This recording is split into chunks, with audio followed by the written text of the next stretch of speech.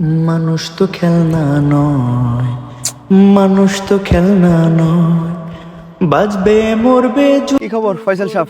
কেমন আছেন? আসসালামু স্যার। ওয়ালাইকুম আসসালাম। কিছুদিন যাবত লক্ষ্য করছি যখন আমি এখানে হাঁটতে বের হই, আপনি এখানে মন মরা অবস্থায় বসা দেখি। কি হয়েছে আপনার?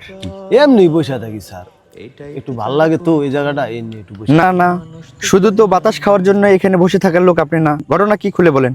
তো স্যার আপনি যখন এত রিকোয়েস্ট করে বলতেছেন, তো আপনার কাছে একটু বলি আজকে। হ্যাঁ, আপনি বলেন। আরো বললেন না স্যার? না, অবশ্যই বলেন।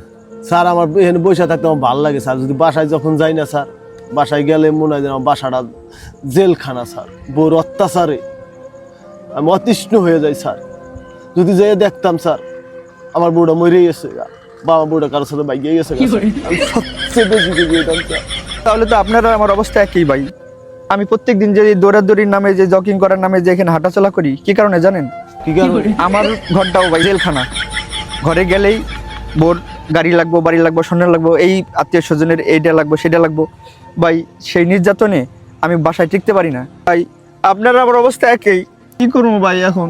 এই জন্যই ঘর থেকে বাইরে যাইয়া রাত 12টা বাজে, 1টা বাজে যাইয়া, যখন বউটাও সবাই ঘুমাই পড়ে, যে চুপ করে ঘুমিয়ে সকালবেলা অফিসে যাইগা।